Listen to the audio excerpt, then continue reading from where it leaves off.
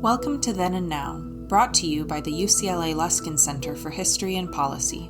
We are dedicated to studying change in order to make change, linking knowledge of the past to the quest for a better future. Every other week, we interview thought leaders, historians, researchers, and policymakers about what happened then and what that means for us now.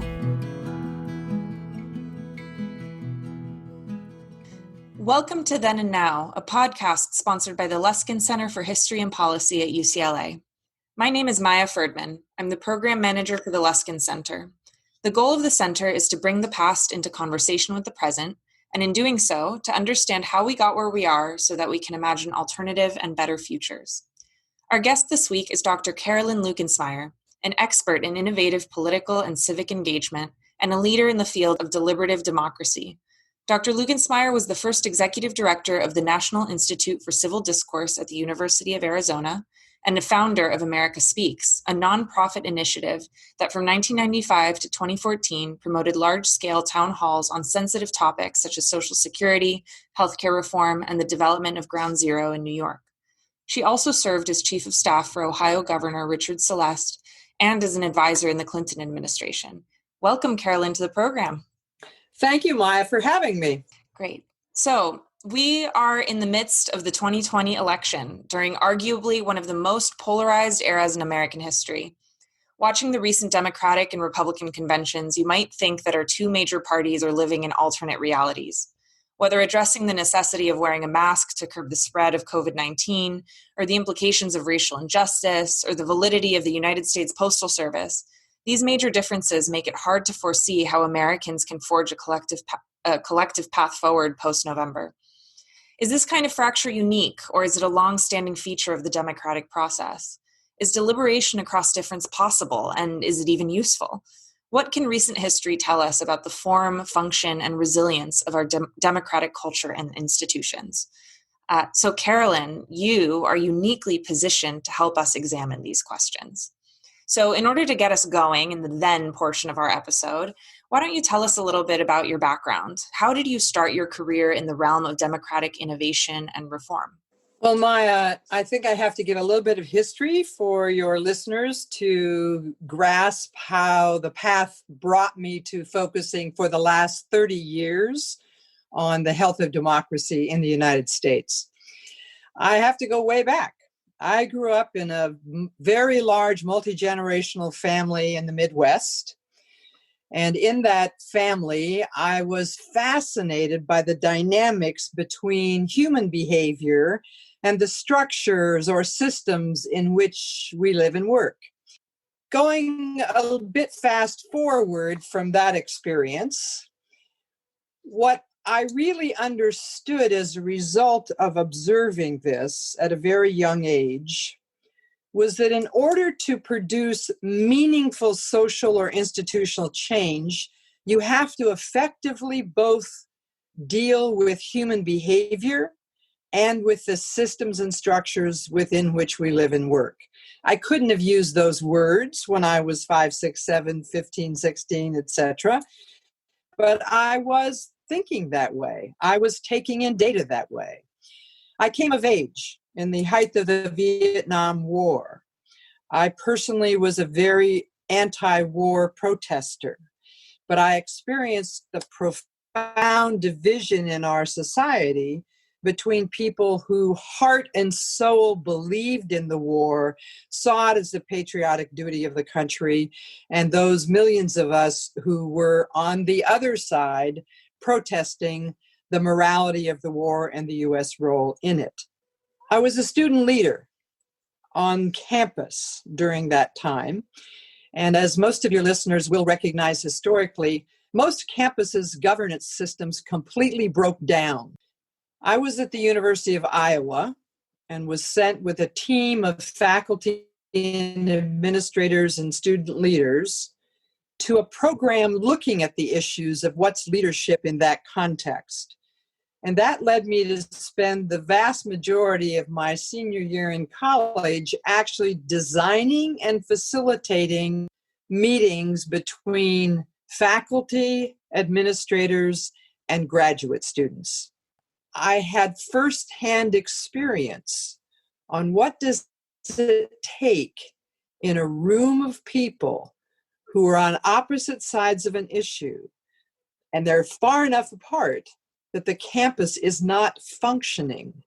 What does it take to create the container in which people can hear one another, understand what in their life experience has brought them to the hard position that they're holding, and what are those points of possible contact that they could again consider agreements that would allow the governance of the university to work again. I pursued a PhD in what's called organizational behavior or organization design because it was the academic field that actually looked at this intersection between human behavior and systems and structure. At the end of that time, I created my own management consulting firm because I had specific things I wanted to learn. One of my final contracts in that period of my time was, in fact, with the government of the state of Ohio. I was part of a team of consultants to create the first ever true statewide strategic plan. At the end of that time, I left my position as chief of staff of the state of Ohio, which you all know is a swing state and is a hotbed of politics. I left it saying that I was more optimistic than I ever could have imagined about how public bureaucracies are easier to change than private bureaucracies. And I had the creds to say that because I had consulted with Exxon, with Monsanto. On the other side of it, I left that experience shaken about the health of democracy in our country. In Ohio, I saw how the money flowed. I saw the role that special interests played. I saw the role that huge dollars in television advertising, which today are minuscule compared to what we had then. All of that left me understanding that the public outside of elections and special interest groups had almost no capacity to influence government policy in a country in which our founding documents committed that we, the people, were the source of governance. I left Columbus and moved to Washington to be part of the Clinton-Gore administration. And what I saw in Ohio was child's play compared to what I saw in Washington. No one was interested in the collective voice of the public. They were quite willing to use polls as their source, which, as your listeners know, are only a snapshot of the aggregate of single voices at any given moment in time. So I shifted my focus. I shifted my focus to an understanding that if what wasn't working in American democracy was ever going to shift, it would have to be with huge pressure from outside the government. We are now living in a moment in time, the crisis threatening our lives and livelihood from COVID, facing up to systemic racism after the George Floyd murder in a way we never have before, the understanding of climate change as now being the norm of these very dramatic, extreme weather events.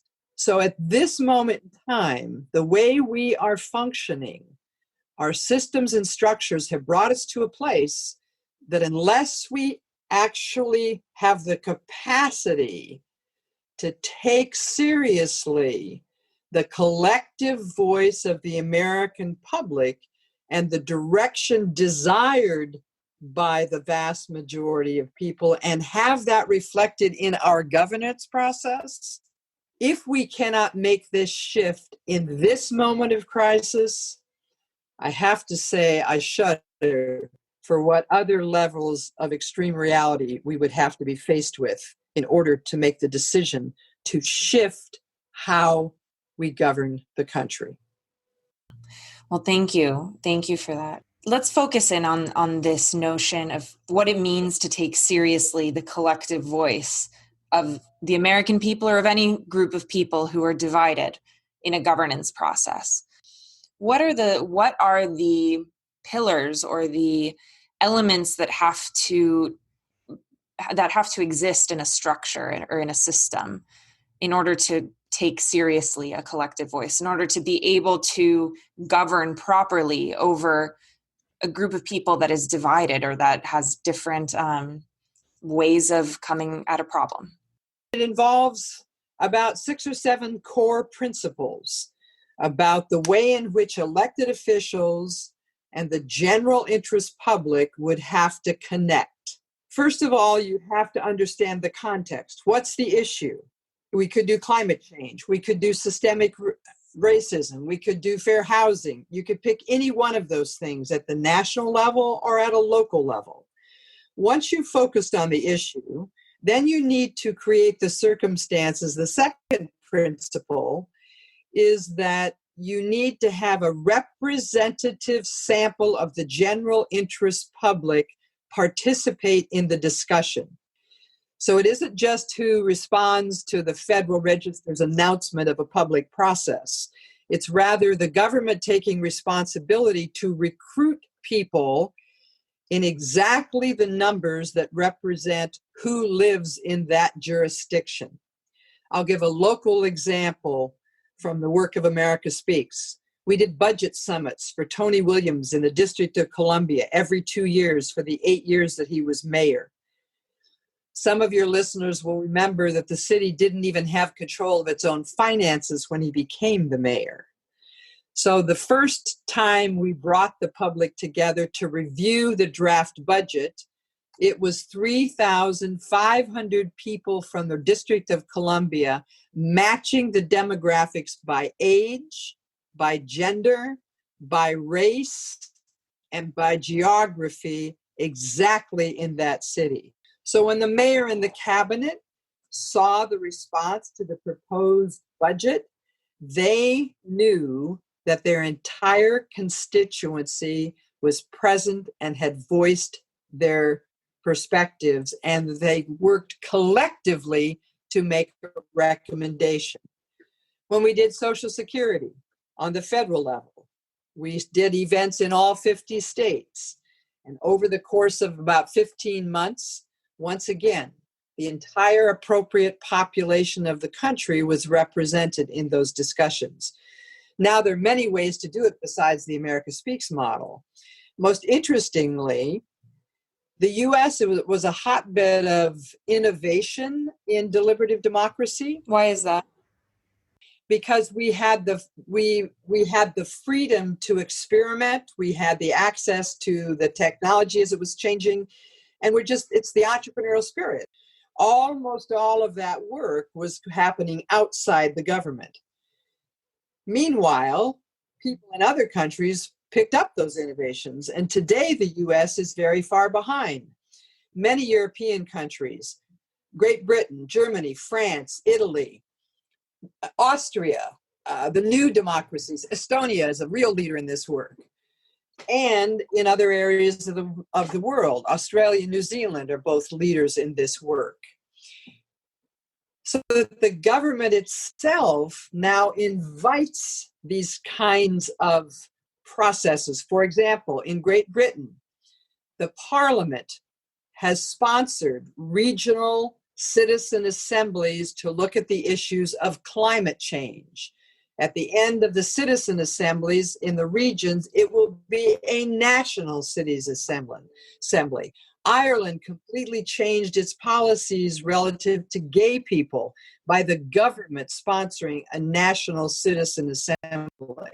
So the challenge in the US is take the roots and the track records that have been done here for several decades, but bring it into the formal governmental systems so that you have, in between election cycles, a way in which the public is working directly with the bodies, the Senate, the House, the executive branch on these toughest issues. How are we going to come to balance what has to happen for the economy and the environment and climate change? How are we going to balance what has to happen in terms of access to education and opportunity for Black and Brown people? And it will take enlightened leadership, systems and structures that bring the public into the process so that we are collectively contributing to right governance. Mm-hmm. So you did this with America Speaks on the outside, but you did work with government officials. And how would you describe, you say that that the US was the innovator in the early 90s and then sort of dropped off compared to the rest of the world. When and why did that happen? Individual elected officials in the United States saw the potential of this work and embraced it. The work we did on Social Security took place because the Senate Finance Committee, then chaired by, depending on which party was in control, Daniel Moynihan and Charles Grassley, and the House Ways and Means Committee was at that time chaired by Bill Archer from Texas and Charlie Rangel from New York. So both Republican and Democrat politicians knew the time was ready for change in Social Security. And they embraced the work we did and took seriously the outcomes from across the country. The innovative work has continued in the United States, and huge leaps forward from what we did in America Speaks to being able to also do this work online. And it is a mix of online and face-to-face that is the most profound. What happened in other countries was government agencies themselves. In Britain, it began to happen around the innovating in the national healthcare system.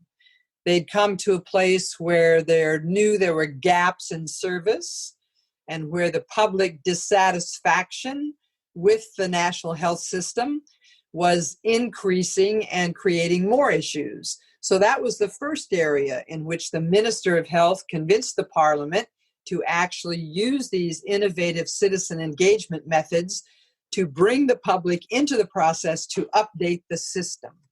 So it was a function of taking a larger risk to engage the public, where in the US, the resistance to taking that risk stayed higher than the number of elected officials who were ready to embrace it. What is that resistance? What is the substance of that resistance to deliberative democracy that is uniquely American, or that has happened that has increased in the last few decades? People do not voluntarily give up power if the system is working in the way they want it to work. And as we have watched the increase in hyperpartisanship in the national level in the United States, this has gotten more and more evident. When a majority leader of the Senate would stand up in the well of the Senate and declare that his primary responsibility was to see that the president did not have a second term, he has announced to the country that regaining power in that body is more important than collaborating, working with the administration to pass laws for the good of the country. So the system solidified inside Congress, and people who've written about this, who are political scientists and political pundits, have marked the beginning of the shift in the mid-70s, and then really shifting with the Contract for America, where the intentional leadership was to tear down the other party rather than to look for the points of compromise that could in fact lead to a solution that was in the general public's interest. Now, some of your listeners may be hearing me and beginning to feel like I am somehow giving examples that are more negative about this on the Republican side than on the Democrat side. And once again, you can look at the data that has been well researched by political scientists. Both parties have played a role in this deepening of hyperpartisanship and the inability to come to compromise and the lack of interest in where the general public is after the election. But merely by counting votes and by giving examples, there's wide agreement by political science across the ideological perspective that the phenomena I'm describing has been more deeply held on the Republican side than the Democrat side. So in a way, I've gone away from your question, Maya, because hyperpartisan has been so destructive to Congress's ability to actually function that it's way beyond whether or not they were resisting the wise use of citizen engagement processes. But it has now gone so far that it's fascinating that the megaphone for pushing for more engagement is coming from several directions. And these are all things I hope your listeners will follow. The National Association of Public Administrators every year does a set of memos for transition to the new president and their party and their cabinet, whoever they may be. This year, they're calling it 13 Great Challenges. And 2 of those challenges are specifically regarding what we are speaking about, how governance works and how citizens need to be engaged. The American Academy of Arts and Sciences, which was created by Ben Franklin and John Adams in the late 1700s because they believed government should have access to science and research, has done, I sat on a commission for 2 years on the democratic practice of citizenship. Our report was published on June 11th. I hope your listeners will go to the Academy's website, which maybe you could post, and the report called Our Common Purpose. There are 6 strategies. 3 of the 6 strategies deal with the necessity of bringing citizens back to the table. Mm-hmm. Creating a civic media. We haven't spoken at all. Another part of the system that is broken down in the US is now having partisanship media. Mm-hmm. So that, as you referred to the 2 conventions, yes, it is like we're in alternate universes. You take the same event and NBC News, you would think you were hearing 2 different reports. Well, let's address that for a second about partisanship media, because I want to bring it to today in a moment. But before we do, want to address the rise of social media and the development over the last 20 years, really, of a new kind of communications ecosystem. What has been the role, and as you've seen it, of media and hyperpartisanship? What is the relationship between the 2, and how has that changed through the Bush years and the Obama years leading us up to today? Well, when the internet was created, we all had just enormous belief and hope that it would create a democratization process, both of people's access to data and officials' access to people's perspectives. What happened was everyone became a broadcaster. So, and that was even true before social media came on the scene. But once social media was here, the focus is mainly on me getting my message out to millions of people, ensuring that I have tens of thousands of followers, rather than the core skill in a democracy is the capacity to listen, and the capacity to listen across difference. And yet the social media as a platform became who can be the nastiest, who can be the loudest, who can be the most discrediting. And it's taken enormous effort for people to understand that this is really a very negative impact in our democracy. And we're not even talking about how it's been used both by people inside our country and in 2016, particularly by the Russians, and again now by the Russians and other actors, to actually learn enough about the real divisions amongst people in our culture, and then use social media to send messages to people who believe a particular perspective, sending them lots of disinformation to further confirm the perspective they already held. So internet media is a lot, and even mass media is now, people are mainly using it to affirm the position they already have held, that things they already believe, rather than using it as a source of information in order to consider different points of view and ultimately make up your mind based on data. Mm-hmm. Mm-hmm. Which I think adequately brings us to today, to now, the now portion of our episode, which we've touched on already. You brought back the different universes of our Democratic and Republican national conventions. But I'm curious to hear, how does this division and hyperpartisanship compare to what you saw directly in government of the past? Is the hyperpartisanship never before seen, or is it a remnant or a development of what you've seen in the past? That's a great question, Maya. And we have to acknowledge that given that our democracy was set up as a majority-minority system, by definition, there have always been divisions in the country on the most important issues. And there certainly have been other times in our history, the Civil War being the most profound example, when those differences threatened the very existence of whether or not the Union would hold. And 650,000 people lost their lives fighting over that difference.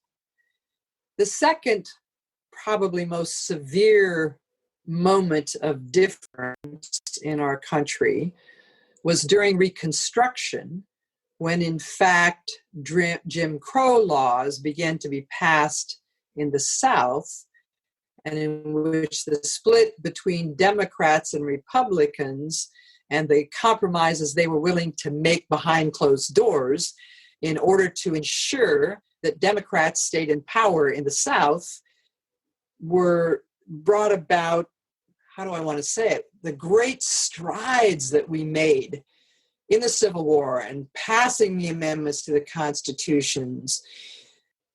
Significant numbers of white people who held power came together to ensure that the structures and systems did not allow for a real opening of the issues of what it means to be a Black person in the United States of America. The civil rights movement was the next time in the country when we really took on those issues and said, we have to make this change. And yet, tragically, after a decade of work, we watched Martin Luther King be assassinated. We watched Bobby Kennedy be assassinated. And despite Lyndon Johnson's extraordinary work to pass the Voting Rights Act, we also, at that moment in our history, stopped the progress on whether or not we would be defined dominantly in our systemic policies and culture as a white society. To me, one of the extraordinary moments of now, given that particular track that I've linked past to now, the masses of white people of all ages, and particularly young people, who are speaking out that systemic racism must be dealt with. Maya, I'm 75 years old. I've talked to many people in my generation, dear colleagues and friends, in your lifetime, when a major presidential race would have politicians of both parties, not the presidential candidate of the Republican Party, but many Republicans speaking about now is the time that we must undo systemic racism. So the seriousness of these issues that have been in our culture from the beginning are actually at a boiling point, and more unfreezing or destructuring has occurred in the last 6-7 months than at any previous time in my lifetime, which gives me great hope if we are able to continue to take seriously the collective voice of people on the issue of systemic racism, but also on the issue and all the attendant issues that are woven into that. We do have a chance, coming back to what I spoke about earlier, by linking our governance systems to the will of the people and struggling, and it will take great struggle to define the way in which we can undo the housing policies that still make it impossible for African Americans to actually be on an equal footing with whites. One that's real this amazed me to learn one that's real today as a result of COVID. Many middle class and upper class white and black people have moved to refinance their houses as a way of having access to, and policies restrict black people from being able to do that differently than white people. So we have so many choices that can be made to make this moment the moment when we go back to the very foundation of the country, of the people, by the people, for the people, by linking collective voice in well-designed, it has to be well-designed. We have to set up the structures where people listen enough to understand their connection to each other's humanity, and where the task number one is to understand why you feel this way, how you came to hold this perspective, rather than me headbutting you to make my perspective more, to convince you of my perspective, but rather an open discovery process where we might determine something that each of us could hold for the common good. Mm-hmm. Well, so you bring up, I think, you're talking about this desire to really take on, for the government to really take on and be responsive to the U.S.'s collective voice, but the process needs to be one of open discovery and of open exchange.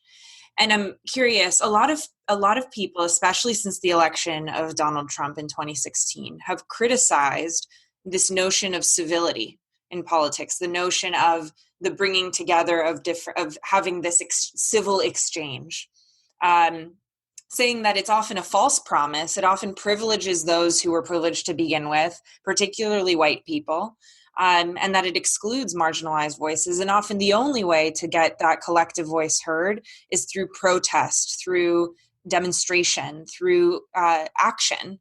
And so can you speak to that a little bit? Because I think that that's often a tension, particularly in my generation, of how do we forge a collective path forward that is inclusive when it seems, at least, we're based in Los Angeles, it seems like other people are living in another world, that our country is incredibly divided and we can't afford to see eye to eye on anything.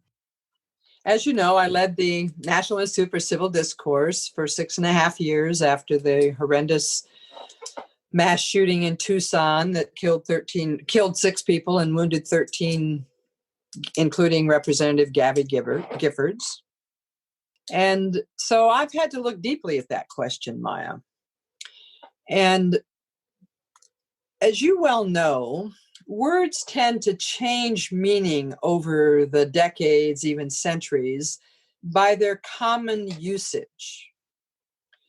And so the word civility is a great example of that. In Western culture, for many, many people, the word civility became equated with the word politeness. And when you equate civility with politeness, then the point you made about the dominant culture being able to demand civility of a polite style, that is how that happens. So one of the things that was very important in our work, I decided to really study the ideology of the word civility. And I cannot tell you how surprised and pleased I was to discover when it first was used and what it meant. It first showed up in the 1400s in France. And in that context, what the word civility meant was the duties and responsibilities of a citizen.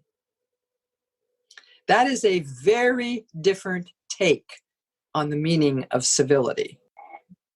Part of the duties and responsibilities of a citizen is the capacity to listen with respect to perspectives, views different than your own. There's no question, but there are times when the egregiousness of the offense requires protest. But we've watched in streets all over the country the same continuum that exists in our talking to one another, being either civil and respectful of one another, or in fact degrading one another by the words we use. That's when we're doing it interpersonally. What we've watched across the country are protests which have been incredibly civil and have been very much right action. And then we've watched looting, intentional, aggressive behavior, which leads to harm, and a few people have even been killed. So I think you want to look, and your generation particularly is leading, in my opinion, on the ability to do protest leadership that is across ages, across races, but doesn't cross the line to violence. And what we have to sort out is how we actually, and what's the role of law enforcement, what's the role of elected officials, what's the role of citizen leaders, to track that line in a community on a given night over several months, in which the protests have the impact we want them to have. Because once they move into looting and rioting and property destruction, the very people we were trying to influence by the protest have now been affirmed in their previously existing belief that if in fact you pay attention to people like this, blacks and whites who are protesting, what it does is lead to violence. Now I can go back and I can put it in the context of us speaking to one another out of the context of protest. When we are talking about a tough issue, let's take COVID masks. What a tragedy that the issue of whether or not to wear a mask in this pandemic has been politicized to the level that individual Americans confront one another in ways that are very disrespectful, very uncivil on one side or the other about whether or not they're wearing a mask. The human beings who my heart goes out to, because I've observed some of these interactions, are people who are sales clerk in grocery stores or pharmacies. In almost all jurisdictions, it is now required that you wear a mask into an establishment where you purchase food or drugs or whatever. And yet some people are taking the rigid perspective, and they are getting support for that perspective by the President of the United States, that it is not necessary to wear a mask. And you are infringing on my personal liberty to require me to wear a mask. So whether we're talking about protests or whether we're talking about the divide of where I talk to another person about why they are or are not wearing a mask, I think gives you good examples of these two continuums, both of which can be done civilly or uncivilly, protests and interpersonal communication. Is that helpful? That is. And I'm curious, though, how do you then, in a society, on a mass scale, come to a conclusion? If you have a, quote, civil, as how you describe it, conversation between someone who thinks it should be mandated to wear a mask and someone who does not want to wear a mask in a public space, how do you then come to a collective decision about the future when both of those parties are so deeply entrenched and see each other's existence as abhorrent to one another? How do you how do you transform civility into forging a collective path forward that people can live with and feel, and that is just, especially for those who have been marginalized? It's a great question, Maya. And the whole issue of incivility in our conversation just really highly increased after the presidential campaign in 2016. And in our office, we began to get thousands of messages by email, by social media, even phone calls, Maya, of people calling and saying, I'll never forget one call, a mother in New England. We have two daughters. This is in 2016, shortly after the election was over. We have two daughters.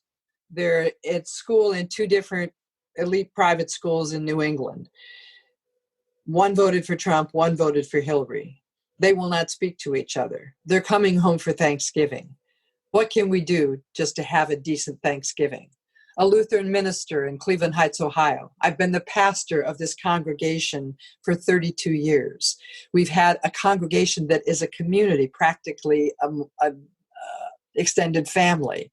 Since the election, I have parishioners who will not speak to each other. Our choir isn't functioning. So this breakdown was very dramatic. And we went about at the Institute creating as many environments as we could to bring people back together to have real conversation with one another. And to get to your bigger question, how do you come to a large enough collective support that you can move forward? Well, not just in this instance, but in our past as well, when extremism has been dominant. In terms of the rigid holding of those positions, in today's world, it's only about 12, max 15% on the far right, and 10, max 12% on the far left. So let's take the biggest numbers. That's 25% that are so rigid that they're not going to have this conversation. That leaves 75% of us who in our hearts and minds actually know that where we are is wrong. One of the last projects that I led at the National Institute was a project called Divided We Fall. And we brought together Trump haters and Trump lovers to create a context in which they would have an opportunity to meet one another as human beings first, before they had any idea what their political affiliation or the ideology they held was. And Maya, it was absolutely a pleasure to watch, but I'd watched it literally for decades. This is what deliberative democracy has been able to do in many, many methods, which is create the safety, design the process. So first we meet as human beings. We learn about one another. We learn where we came from. We learn what matters most deeply to us. And what is always the outcome, if it's well designed and it's representative of the continuum, is we discover that we actually have more in common than separates us. And we discuss, yes, you may still be for the wall and I may still be against the wall, but I no longer think you are an immoral person because you are for the wall. And you no longer think I'm an immoral person because I'm against the wall. I hope that many of your listeners would go to www.dividedwefalltv.org and watch an episode where you can watch Americans come together across this deep chasm of where they started. And they actually, the last experience we asked them to create, and we separated them by their ideology to work independently as blues and reds. What would you think the country needs to do next, right now, to create a more perfect union? One of the most amazing things to all of them, and even all of us who were watching, was both groups came up with identical suggestions for what should happen to create a more perfect union. And it included things like expanding healthcare.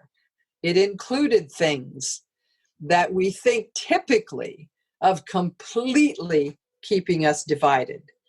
So for folks who would like to actually see this in action, to actually see people do this conversation across this massive divide, I really hope that they will watch that episode. It's titled Divided We Fall, Unity Without Tragedy.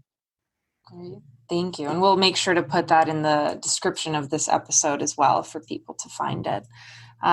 Excellent. So by way of conclusion, I'd like to ask you something that we ask all of our guests, but I think in the context of, we're just on the edge of November, and on the edge of the 2020 election, where many commentators are saying that our democracy is in danger. Many are not, many are. What is your fear, but then also what is your hope for the future? And also, what do you learn from the past? Wow, those are big questions. My hope, my deeply held, sincere hope, is that we will have the largest voter turnout in American history. Along with that hope, hand in hand, is that in fact, our secretaries of state and our post office are able to handle the combination of in-person voting and voting by mail about the integrity of our vote. That is my most significant hope in terms of the election itself. My largest fear about the election itself is that the outcome will not be respected by the loser, and that the loser might use his position to actually undermine the ability to transition from one set of leaders of our country to the duly elected next set of leaders to our country. The last question that you asked me was of what have I learned from the past? And it's taken me a minute I'm having to think of how I want to say this. I think one of the most extraordinary things about American democracy is that as a system and structure, despite its many, many flaws, is committed to supporting every individual to stand in their own truth, speak their own truth, and respect others speaking their own truth. And what I've learned is when we do that, and when we make the space for including more and more people to feel the agency to do that, that is when we are at our best. And this election gives us another opportunity to take that a step further, to be more inclusive, more respectful, and really protect everyone's right to speak their truth and responsibility to ensure every other's right to speak their truth. Great. Thank you so much. I think that's a great place to close. Thank you so much, Dr. Carolyn Lukensm, for joining us today. Really appreciate it. Maya, thank you so very much for having me. Wonderful. Then and Now is a production of the UCLA Luskin Center for History and Policy with support from the UCLA History Department. Then and Now can be found wherever you listen to your podcasts. Thank you to our director, David Myers, and to our guest today, Dr. Carolyn Lukensm, for joining us. Let us know your thoughts on this or other episodes of Then and Now by emailing us at luskincenter, Luskin Center, at history.ucla.edu. See you next time. Thank you for joining us this week on Then and Now. Then and Now is brought to you by the UCLA Luskin Center for History and Policy, where we study change to make change. For more on our work, follow us on Twitter and Facebook at our handle, @LuskinHistory. Our show is produced by Maya Ferdman and David Myers, with original music by Daniel Reichman. Special thanks to the UCLA History Department for its support, and thanks to you for listening.